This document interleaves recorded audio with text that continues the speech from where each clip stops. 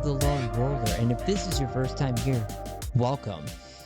As always, I am your host and the player and the game master, the one who does all the various voices in this game, Leon. Where we last left off with Tall T, he was traveling on a 4-day trip through a trading route called the Tokyo Route. And on his way, he didn't really have much of an encounter, etc. But he did have a moment where when he stopped at a rest stop on a station, he checked in and had a really terrible dream about his betrayal that he experienced with his what he thought was his love. And with that, he had this really terrible nightmare of being demanded to turn himself in back into the government and face his punishment. And he woke up the next day completely just thrown from it. And it brought the chaos factor back up to 7. So there's going to be a little bit more chaos, more chance of a yes answer as we go into this next day of his trip. As always, I'm rolling the dice that was provided to me by the Midnight Fury Design. Check them out on their Instagram at Midnight Fury Designs. They're very awesome people. I see them a lot at a lot of the conventions I attend. So I'll be rolling their dice that they provided to me. Thank you guys so much if you're listening. Wink, nudge. As we carry on. The first thing we always do, we test the scene. The chaos factor is 7, meaning that there is a 70% chance of the scene being interrupted or altered. So once again, he's carrying on his next day of traveling. Does it get altered in any way or does it get interrupted? 3, it is altered. So let's think about how, in context, what is some of the ways it gets altered? On the route that there happens to be an obstruction, unknown, not an unknown entity, but let's just say that there was some sort of anomaly that doesn't really occur on the route, something causing probably a disturbance in electromagnetic waves. So they are asking people to now divert themselves, taking much more of a longer route to go around it. So that is what happens. So Tall T hears it on an update on the radio on his comm, and then he goes ahead and he follows everybody else to make this detour around the route and it just takes a little bit more of an extra time. In this instant, that is just what basically happens. He takes a day 2 or on the next day, he just takes this detour. Talty is really just, what else can go wrong? What else can just happen to him today? And he just makes his way towards his next destination. Does any encounters happen along the way? I'm going to give that a 50-50. Chaos factor 7, 50-50 gives us a good chance of a yes answer. 63, that is a yes. So let's find out what he encounters. And I do have my book of random tables provided by, I believe it's Dice Geeks that makes this. I will provide links below to a lot of the things that I use on this podcast. Here we go. Ah, perfect. Space encounters. Let's go ahead and roll a percentile on that. What do we get? 44. Space jellyfish. So the route that he's taken has altered his route. And as he's being altered around this route, there is another anomaly that doesn't always happen because they're going off route. They have to now encounter space jellyfish that are going around. And it's not as bad as electromagnetic disturbance that can cause possible engine failure, but these things are emitting electricity that is going to cause certain things to happen to any ship's control. So now he has to make a pilot check and to see if he can navigate his way through the space jellyfish. Great. What else can go wrong today? He thinks to him. He says aloud to himself. All right. So we're gonna give Talty a pilot check. Can he navigate himself around this? He does have a pilot score of 0. He doesn't take a penalty, but we're going to go ahead and give this a pretty medium difficulty of an 8. Pretty known target, right? So we'll go ahead and give that an 8. He rolls a 9. He easily navigates through the jellyfish, going right, left, right, up, down, just smooth transition around the space jellyfish. He gets a communication from someone else asking him if they're having any problems. Hey man, are you having any problems over there?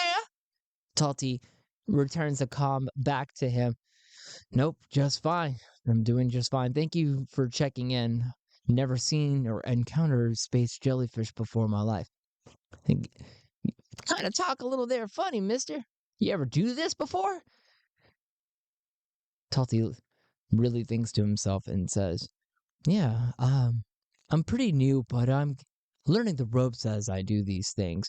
I really appreciate you. My name is Sven, by the way. Who am I talking to? You gotta be careful when you give out your real name like that. You gotta use your call sign. My call sign is Red Tiger Eye, pilot of the Tiger. Gotta have a call sign. Talty says, well, Sven is my call sign, Red Eye. I do appreciate you watching out for me. Yeah, but what's the name of your ship? Name of my ship? Yeah, everyone has the name of their ship. It's been registered, right? And Talty says, yeah, I'm the pilot of the Orange One. Orange One? Yeah, the Orange One. I really appreciate you, Jasper. I really appreciate you, Red Eye. No problem at all. Anytime, happy to help. And the communication cuts off, and Talty continues to pilot back onto the route as they come back around. They're back on the main route, and there is a checkpoint there. If the checkpoint comes in, asking for everybody to present their credentials, make sure there's nothing, and he gets a check. So they come in and he receives a communication from the officers that are there that, hey, we're just making sure that everything is all right over here. Have you encounter anything along the way? And Talty comes back with, we encountered some jellyfish, space jellyfish. No one seemed to have gotten injured or any way made any damage to the ship. My ship, the Orange One, made it out just fine. Oh, the Orange One, eh? I don't know if I got you down any checkpoints. No, it's all there. I checked back at the first space station and before I routed back onto the Takrio trading route. Just go ahead and check everything. I'll send it to you right now. And Talty sends all of his credentials over. As far as they can see, with a perfect score of 12, they come back. Oh, yeah. Seems to check out. What's your call sign? Pilot of the Orange One. My name? My call sign is Sven. All right, Sven. Well, we really appreciate you. You can go ahead and carry on your route. And Talty thanks them and makes his way through the Takrio trading route and gets almost another further instance as far as he can possibly can before he has to now refuel at another space station before checking in and turning in for his rest. Does he take the time to now drink his woes away? I'm going to call that likely. Now it seems he's a little bit more at this point disheveled and deflated from things that are happening to him. And so I'm going to call that likely that he's going to drink a little bit of his woes away. 58. On a likely is very much a yes. And so he goes into the tavern and he sits and he starts to drink to himself every so often, getting something from the bartender and thanking them and drinking his sorrows away. Does he hear any rumors along the way? Yeah, this is a space station in almost in the middle of the Takurio trade route. Oh, it's totally going to hear some rumors. Oh, yeah. I call that a 50-50. Totally rolled within that. So does he hear any? What rumors does he hear from the space bar? 64.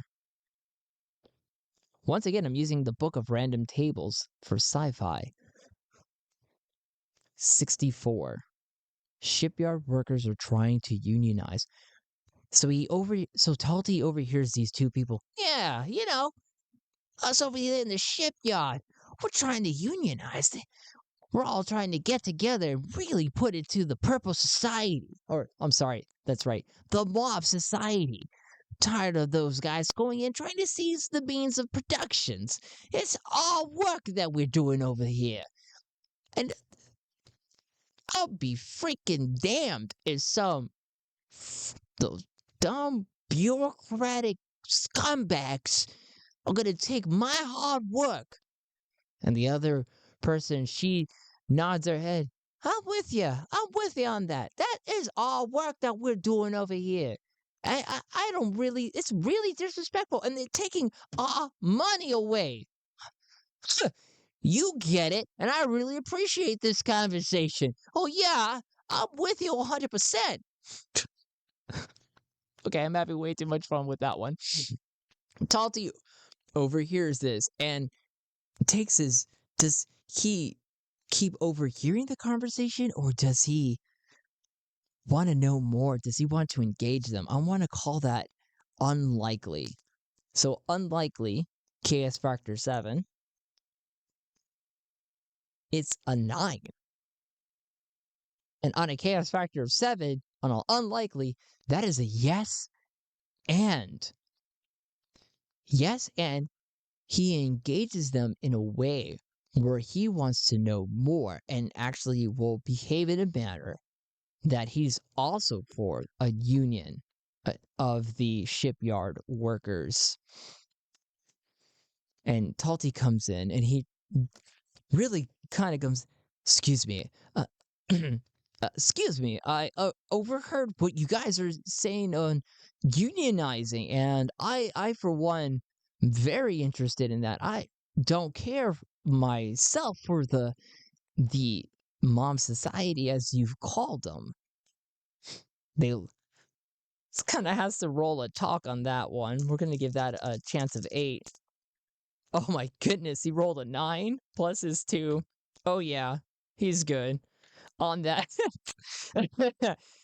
Well, I really appreciate that. Another person that really believes in our cause. You sit down. What's your name? My name is Sven, is what they call me. My name is Sven, and I'm really for this. Tell me more. What is it about the government, the mob society, that is really just damaging? But you gotta understand something. They are a bunch of people that are trying to think about it this way. If you're working, if you're running a stand of something, you're selling whatever, right? If they're doing is whatever you're producing of a product, right? Are you with me? Talty nods his head. What happens is they take a percentage of that. Now, it's not like regular income taxes, right? Like back in the old days, way back in my granddad's days, way even before his time. What they do is they take more and try to say that it's an equal thing because they're doing it to everybody else. But I have seen, look at me, bud. Sven, come closer. Oh, I have seen that there is clearly an aristocratic system that benefits more for those at the top than those at the bottom. The only thing that we're even getting at the bottom is that we are getting royally screwed by them. Talty is almost dumbfounded. This is never something he's ever seen before. Really. I always thought that the government was always more doing it in terms of creating inequality. Are you saying that? Are you saying that that's not good? 100%. 100%, bud. 100% that is not a good thing. Your hard work is your hard work. Whatever you produce is for you. Whatever monies you make and whatever ducats you make, that's for you. Any other government that comes in and tries to take that is not looking out for your best interest, my friend. How long have you even been around? I'm from sort of the excuse me. I lost my accent there. I'm sort of from the outer rim over there. Myself, I'm just starting to really get acquainted with everything over here. Oh yeah, bud. Okay, that's totally fair. Well, I really appreciate you, but we actually have to go right now. So hey, good talking to you, Sven. Right? Yes, Sven. Yeah, my name is Sven. I really appreciate the conversation as well. Good to meet you. What was your name? Oh, my name? Well, where I'm from, they just call me Gone. Garn? Yeah, Gone. Garn. Gone. Garn. Yeah, Gone. You're a funny dude. You take it easy, right? Hey, Shelly, we gotta go. And Garn and Shelly go ahead and leave the bar, leaving Talty to himself. And Talty is there, and he now thinks to himself, the mob society, the government that I worked for. And he takes a sip. They're not. I thought we were better than that. I've always tried to help the people, but I did not realize that we were actually damaging to this system. No. I have to just. I just have to get to. I just have to rest now and make my way to Marcia. Everything will be revealed when I get to that planet. Or in this case, a moon. When I get to that moon, all will be revealed and I will really confront Marcia about that. And with that, Talty turns in for the night after obviously consuming what dinner he had and his drinks. And he goes upstairs or wherever to his room and he takes a night before making his way for day 3 of his travel to Marcia. And that is where we're going to end the scene and where we're going to end the episode. And he was definitely in more control this time around, so the chaos factor will go down to 6. Once again, Cappy Bears, thank you so much for tuning in and listening in. I love you all for coming by. Check out my social medias, Alternative Zen on Twitter, Tumblr, Instagram, and of course my website, stillfoxes.home.blog. Links will always be in the description for you guys. I am posting as regularly as possible on my blog and my Tumblr so that I've been doing a thing where I'm randomly generating stories. It's been really fun. Please check it out. Once again, Cappy Bears, this was an episode of The Lone Roller, and thanks for stopping by.